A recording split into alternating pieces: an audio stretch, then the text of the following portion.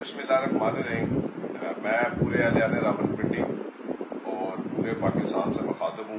ابھی مغرب کی نماز کے بعد فرزند پاکستان شیخ رشید احمد صاحب کو بحریہ ٹاؤن فیز 3 سے پنجاب پولیس کی بھاری تعداد نے فورس آرسی اور وردی میں لوگوں نے گرفتار کیا، اور گرفتار کرنے کے بعد یہ نہیں پتا کہ وہ اس وقت کہاں پر ہیں۔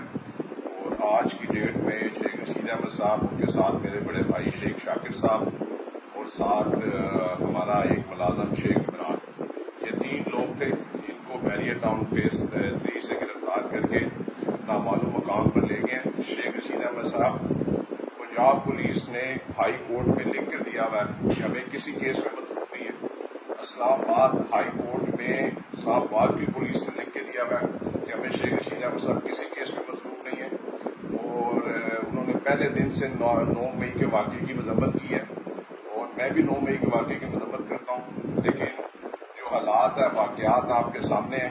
میں اعلیٰ اداروں سے کہنا چاہتا ہوں، ہائی کورٹ سے، سپریم کورٹ سے، کہ ہمیں بتایا جائے کہ شیخ رشید احمد صاحب، میرے بڑے بھائی شیخ شاکر صاحب، ہمارا ایک پرسنل سیکرٹری شیخ عمران، جس کو پنجاب پولیس نے بحریہ ٹاؤن فیز 3 سے گرفتار کیا ہے، وہ اس وقت کہاں پر ہیں، تاکہ ہم ان کی قانونی ان کو جس جگہ پر بھی ہیں ان کو متعلقہ تھانے میں اگر کسی پرچے میں وہ نامینیٹ بھی ہے، جو کہ مجھے پتا ہے پنڈی اسلام آباد میں وہ کسی پرچے میں نامینیٹ نہیں ہے، تو ان کو تھانے میں پیش کیا جائے، صوبہ عدالت میں پیش کیا جائے۔